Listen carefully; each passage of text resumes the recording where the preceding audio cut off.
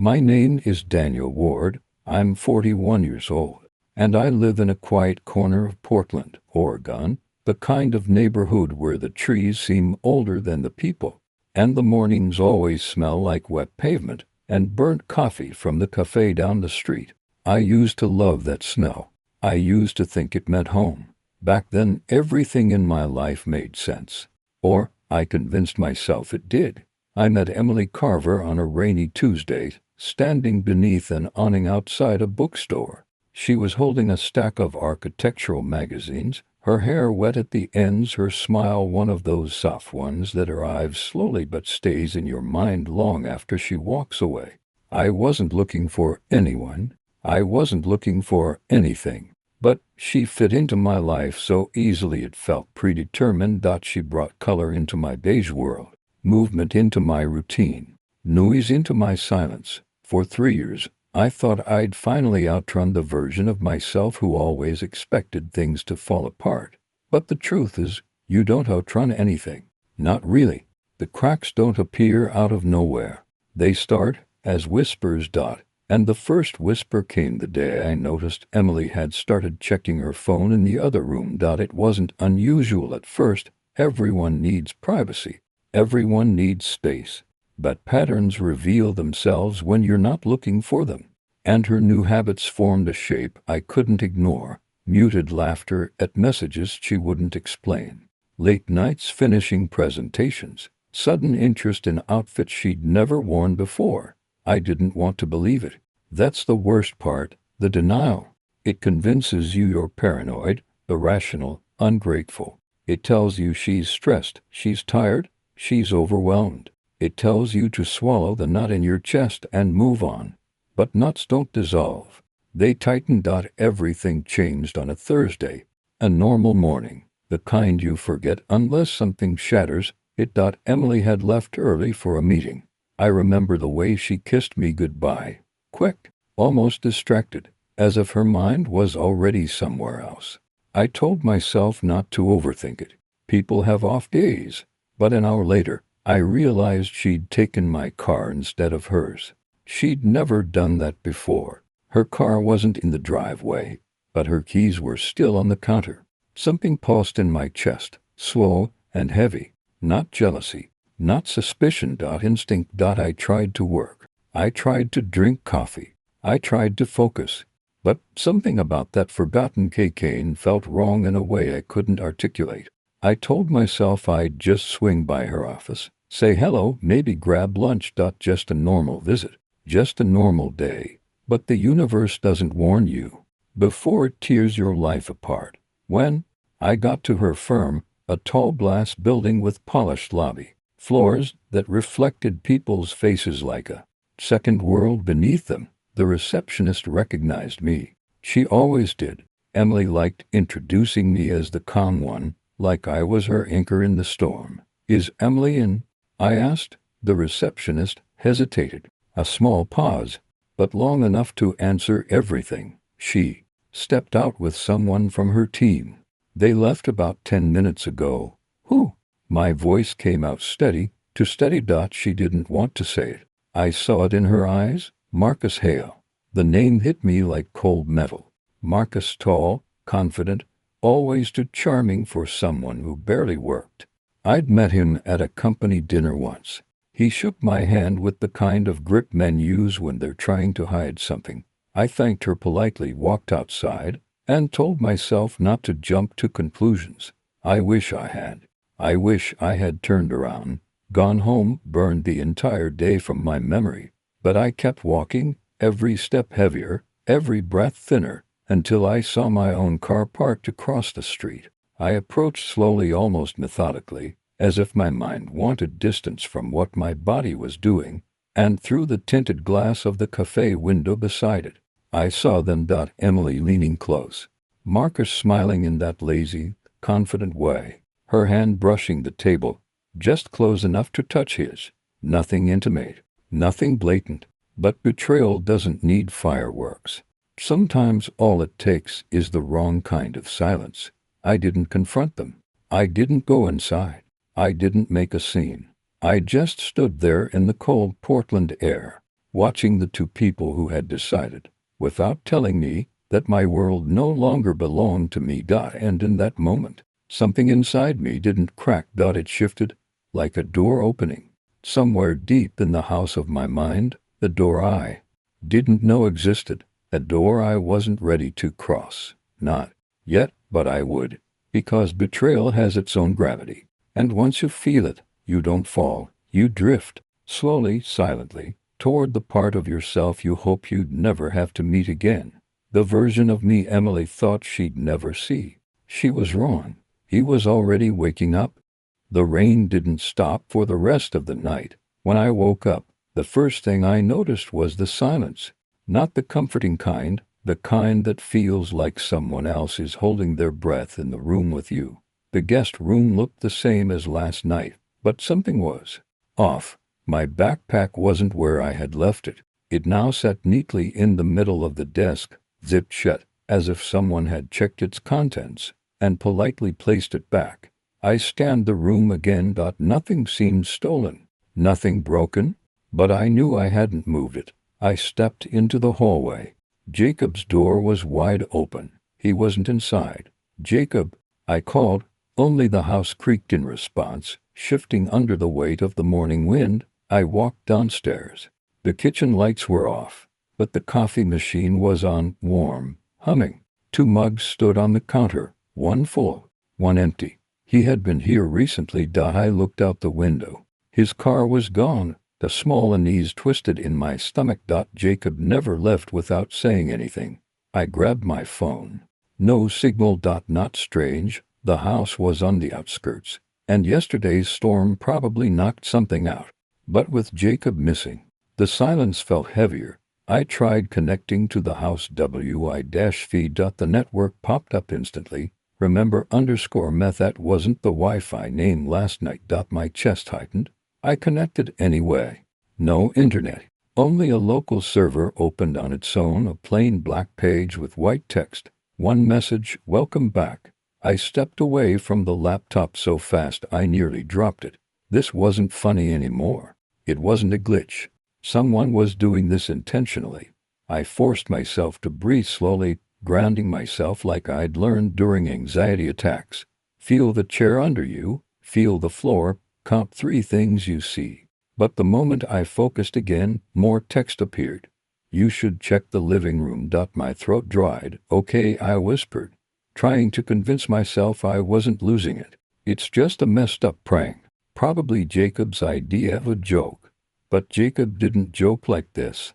He wasn't the type. I stepped into the living room. At first, I saw nothing unusual. The leather couch, the glass table, the tall bookshelf with half-tilted old novels. Then I saw it, a photograph, placed perfectly in the center of the table. A picture of me. Not from yesterday. Not from this trip. It was me at age 12, standing in front of an abandoned building near my childhood home. A place I hadn't visited since the day I saw the shadow inside the window. The day I ran home and swore never to return. But someone had this picture. Someone brought it here, hands trembling. I lifted the photo. On the back, in thin pencil strokes, "You forgot something." My heartbeat hammered through my chest. I took a step back, nearly tripping over the corner of the rug. That's when I heard it. A door closing upstairs. Soft, slow, deliberate. Not the wind, not the house. Someone else was here. "Jacob," I yelled, louder this time. "If you're here, answer me." Nothing. I forced myself to move. I grabbed the nearest object, a metal flashlight, and climbed the stairs, every step echoing too loudly. My pulse thudded in my ears. At the top of the stairs, the hallway stretched out in front of me, dimly lit by the weak daylight leaking through the single dusty window. Jacob's bedroom door was now closed. It had been open. I gripped the flashlight tighter and pushed the door slowly. The room was dark. I flicked the switch. Click. Nothing happened. I stepped inside. The wooden floor creaked softly under my feet. Then my eyes adjusted, and I froze. Someone had written a message on the bedroom wall in black marker, large and uneven, like a rushed scrawl. "Stop looking for him." My breath hitched. Behind me, The floorboards groaned. I spun around, but the hallway was empty. Or at least, it looked empty. The house suddenly made a noise I hadn't heard before, a deep, low sound, like a distant door unlocking somewhere inside its walls. Then a draft swept through the hallway, carrying with it something faint but unmistakable. A voice, a whisper. "You shouldn't have come alone." I stumbled backward, heart pounding, mind racing. Someone knew me. Someone expected me. Someone planned this. And Jacob? Where was Jacob? I forced my shaking legs to move, running down the stairs 2 at a time. I needed to get out. I didn't care where I'd go. Anywhere was safer than this. But when I reached the front door and yanked the handle, it didn't budge. Locked, deadbolt jammed. Something heavy pressed against the other side. Rain splattered against the windows. Wind rattled the porch. The whole world felt like it had narrowed to this single suffocating moment. This house. This breath of air clogged with fear. My phone buzzed. One new message. From an unknown number. I swallowed hard and opened it. A single sentence. "He's not the one you should be afraid of." The message stayed on my screen for a long moment, the words burning into me with a kind of cold clarity. "He's not the one you should be afraid of." My first instinct was to deny it, to tell myself it was a joke, a hack, a coincidence. But deep inside, in that quiet place where instincts live, I knew this wasn't random. Someone had prepared all of this long before I arrived. The house creaked again, shifting like it was listening. I stepped away from the door, my hands slightly trembling. The air felt heavier now, thicker, as if the walls themselves were paying attention. I needed to find another exit. Windows. I went to the nearest one, pushed. It didn't move. I tried the next. Same thing. It was like the entire frame had warped during the storm, sealed shut. The house wasn't letting me out. I forced myself to breathe slowly, not let panic crush my thoughts. Panic makes you blind. Panic makes you walk toward danger thinking you're escaping it. But a deeper question pressed against my mind. If Jacob didn't trap me here, who did? The living room felt colder when I walked back through it. The photo of 12-year-old me lay exactly where I had left it, face down, the pencil message hidden. I stared at it. Why that moment? Why that building from my childhood? I tried to remember more from that day, the abandoned structure, its broken windows, the darkness behind them, the uneasy feeling that made my skin crawl even though nothing had happened, or maybe something had happened, and I just didn't remember. The thought punched through my mind like a sudden flash. What if this whole place, this house, this town, was connected? What if Jacob did know something but didn't tell me? I stepped back from the table, pacing the room, trying to piece things together. Then another thought struck me. Why did Jacob invite me at all? We hadn't talked in months. Not because we argued, just life moving in different directions. No reason for him to message me out of nowhere and say, "Come stay with me for the weekend. There's something I want to show you." Double quotes, something. Maybe this was it. But then, where was he? My phone buzzed again. I didn't want to look. I almost let it ring out. But curiosity, or fear, won. Another message. This time from Jacob's number. My breath caught. I opened it. "Don't trust the house." I stared at the text. It didn't make me feel better. If anything, my nerves tightened even more. It didn't sound like him. Jacob never said vague things like this. He wasn't poetic or cryptic. If something was wrong, he would have told me directly. Unless he couldn't. A sound echoed from somewhere deep inside the house. A dull thump, like something heavy shifting behind a wall. I lifted the flashlight again, gripping it with both hands. "Okay," I whispered to myself. "Just stay calm. Figure this out." I needed to check the rooms one by one. Find anything that could explain what was happening. Maybe clues. Maybe Jacob. Maybe a reason why a place that should have felt safe was swallowing me whole. I started on the first floor. The dining room was empty. Chairs neatly arranged around the table, plates stacked perfectly. Too perfectly, like a staged photograph. The kitchen was cold, untouched since morning. Only the faint smell of brewed coffee lingered. The 2 mugs still on the counter, One full. One empty? I stepped closer. The full mug was still warm. Recently warm. Someone other than me had been here. The fridge buzzed softly. The overhead lamp flickered once, then steadied. I moved on. The office door was half open. Inside, papers were scattered across the desk, but not in a messy way, more like someone had sifted through them methodically. Searching for something, a dusty laptop sat there, the screen cracked, keyboard missing a few keys. I pressed the power button. Nothing. I opened the drawers. Old bills, empty envelopes, faded receipts. But on the bottom of the last drawer sat a small, locked metal box. No keyhole, no latch. It was sealed completely, like it hadn't been meant to be opened. A symbol was etched into the top, a circle with a single, vertical line through it, the same symbol I'd seen, scratched into the wooden beam of the old abandoned building from my childhood. My chest tightened. The room felt suddenly smaller. Why was that symbol here? My head started throbbing, like memory was pushing against a barrier in my mind. I closed the drawer. I couldn't deal with the box yet, not until I understood more. I headed back into the hallway. A faint draft brushed past me, cool enough to make the hairs on my arms rise. I turned, looking for the source. The basement door was open. It hadn't been opened before. No way. The basement had been shut tight since I arrived. I remembered clearly the locked handle, the slight rust around it. Now it stood wide open, revealing a steep staircase descending into darkness. A thin line of cold air leaked from below. My flashlight flickered. I stood perfectly still, breath held, heart punching inside my chest. Someone had opened it, not the wind, not the storm. Someone. My phone buzzed again, a third message. I didn't want to look, but I did. If you go down there, you won't come back alone. The room felt like it tilted slightly under my feet. I lifted my eyes toward the basement doorway. At the bottom of the stairs, something moved. Not a person, not clearly, just a shape, shifting slightly in the dark, like it was waiting, listening, breathing the same air I breathed. My pulse thundered. I stepped back. Then the basement light clicked on by itself. A single dim bulb swung gently in the stale air, illuminating the bottom step. Something glinted there, small object placed perfectly in the center of the floor. I focused the flashlight.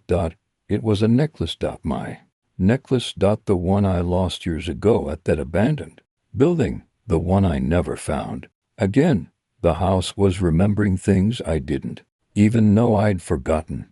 For a long moment, I couldn't move. The necklace lay at the bottom of the basement stairs, glowing faintly under the swinging bulb. It wasn't just similar to mine, it was mine. Same shape, same worn edges, same tiny scratch across the clasp from when I dropped it at 12 years old. But how could it be here? Unless someone had taken it back then. Unless someone had been following me since childhood. The thought crawled beneath my skin. The house groaned quietly, settling into a deeper silence. I forced myself to breathe, feeling that familiar tremor of fear tighten around my ribs. Going into that basement felt like stepping into a memory I didn't want to face. But I couldn't turn away now. I aimed my flashlight into the darkness, hesitated, then slowly stepped down the first stair. The wood creaked sharply under my weight, the sound echoing unnaturally long, like there was more space beneath the house than there should have been. Air from below blew upward, cold and stale, carrying the faint smell of dust and something else. Something old. With each step the temperature dropped. I counted them silently. 1, 2, 3, 4. 11 steps later, I reached the bottom. The necklace lay exactly where I had seen it. I crouched carefully, picking it up between my fingers. It felt warm. Not like something left on the floor of a freezing basement. Warm, like it had just been held by someone. A whisper of panic crept through my body. I straightened and looked around. The basement wasn't large. Bare concrete walls, a low ceiling, a single table with tools scattered across it. Dust covered everything except one thing, a wooden door on the far wall. A door that didn't belong here. It wasn't part of the house's original structure. The wood looked newer, but strangely worn at the edges, as if dozens of hands had touched it. The handle was metal, cold, slightly bent out of shape. No lock. Just a door. My phone buzzed again.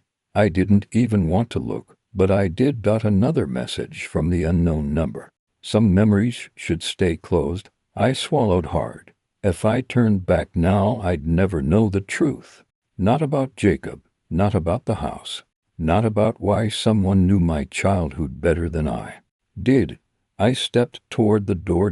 My fingers brushed the handle. It wasn't cold anymore. Someone had touched it recently. I pushed it open. What I saw wasn't a room. Not really. It was a space that didn't match the size of the basement. Bigger, wider. Subtle hum filled the air, low and constant, vibrating through the walls. Light flickered from an old projector sitting on a crate. Its beam cast shaky images onto a hanging white sheet. The machine clicked softly, out of rhythm like a breathing thing. The sheet showed a familiar scene, a boy me standing in front of the abandoned building from my childhood. The footage wasn't still. It moved, flickering like old home videos. My chest tightened. I stepped closer. The image jumped to another moment. Me again, older now, maybe 15, walking down a street I couldn't fully recognize. The angle was strange, as if the camera had been hip level, following me secretly. Another jump. Me at 19, sitting on a bus, staring out the window. I didn't remember this moment, but it was undeniably real. The bus number, the street signs, all accurate. All moments from my past. Someone had been recording me for years. My fingers curled. The projector suddenly froze mid-frame. The image warped, then went black, a soft hiss. Then a voice, distorted but human, played through the projector's broken speaker. Do you remember who found you? My heartbeat stumbled. What does that mean? I whispered. The projector clicked loudly, then spit out another frame. A dark hallway. A figure standing at the end of it, blurred, tall, UNMOVING. Then a second frame. The same hallway. The same figure, closer. I stepped back. No, I muttered. No, this is staged. Someone is messing with me. But the pit in my stomach knew better. This wasn't staged. This wasn't theater. This was someone's obsession. The projector clicked again. New text appeared on the screen. You left him behind. My breath hitched. Left who? Before I could think, the projector turned off completely, throwing the room into semi-darkness. Only the faint light from the basement bulb filtered in. Then I heard it. Footsteps. Slow, soft, coming from behind the wooden door I had entered through. They weren't rushing or sneaking. They were deliberate. Someone was coming down the stairs. Jacob, I called out, voice cracking. No answer. The footsteps reached the bottom. A shadow stretched across the floor, long and trembling from the bulb's motion. Too tall to be Jacob, too still, the sort of posture someone holds when they're listening intently. My mouth dried. Who's there? I forced out. Silence. Then a whisper that wasn't electronic, wasn't distorted, wasn't a message on a screen, a real voice shaped by a real throat. I've been waiting for you to remember. My entire body froze. Something stepped closer. The shadow lengthened. I backed away until I hit the projector table, nearly knocking it over. My breath came fast, too loud in the suffocating room. Stay back, I said, trying to sound steady but failing. The figure stopped at the doorway. I could see its outline now, tall, thin, shoulders slightly hunched forward, as though trying to fit into a shape that wasn't its own. The voice spoke again, calm, too calm. You came back to finish what you forgot? I shook my head, panic pushing against rational thought. I don't know who you are, I said, and I don't know what you want to do. The voice interrupted gently. You just don't remember yet. A beat of silence. Then, but you will. The bulb above flickered once, and the entire basement fell into darkness. The storm finally passed some time before dawn, but the house still felt swollen with the memory of its own trembling. Mira barely slept. Every time she shut her eyes, she saw that shape behind her in the hall, The way it mimicked her posture too perfectly. The way its breath never fogged the ear. By morning, the house was oppressively quiet, like something was holding its breath. She stepped into the corridor and hesitated. The floorboards were wrong. She didn't need to touch them to see it. The grain patterns weren't the same as yesterday. The boards weren't just old. They were different, replaced, shifted, rearranged. As if the house was trying on a new face. Mira forced herself toward the living room. On the table lay the notebook she had dropped during last night's panic. Only now, a page she didn't remember writing was open. Stop looking for the original. You aren't the first. Her pulse spiked. She slammed the notebook shut and froze. Footsteps, soft, measured, behind her. Her breath caught in her throat. She turned slowly. A girl, about her age, stood by the crooked hallway door. Same hair, same height, same clothes, but the eyes were mirror shiny, reflecting the room like polished glass. Mira whispered, "You're not me." The thing tilted its head, copying her movement, a heartbeat too late. A glitch in reality. A bad imitation. And then it spoke, voice smooth and wrong. "You're not you either." Mira stumbled back. "What do you want?" The reflection stepped closer. "The house wants balance. It keeps two. It chooses one." Mira backed into the table. Her hand brushed the cold metal lantern she'd found in the basement on her first night, the one covered in unreadable symbols. The fake Mira's eyes flickered at the sight of it. Afraid. She grabbed the lantern and raised it. "Stay back." The reflection's smile cracked, too wired, like a photo stretched the wrong way. "If you use that, you'll see the truth, and the truth will pick for you." The air around them changed, heavier, denser, vibrating with something ancient waking beneath the floorboards. Mira's fingers tightened on the lantern's handle. She didn't know what would happen if she lit it. She didn't know what the house was actually choosing, but she knew one thing. She refused to let the echo replace her, with a force she didn't know she had. Mira flicked the lantern's striker. A cold blue flame roared to life, and the reflection screamed, the entire house convulsing around them like a living creature in pain. The hallway walls bent inward. The floor pulsed like a heartbeat, and the mirror-eyed imitation lunged straight into the light. There was a sound like shattering glass. Then silence. The flame stabilized, hovering unnaturally still. The house went completely motionless, and Mira realized she wasn't alone in the room anymore. Something else was standing behind her. Breathing. Slow, deep, real. She turned, and what she saw wasn't a reflection, wasn't an imitation, wasn't anything that had ever worn her face. It smiled. "We're not done."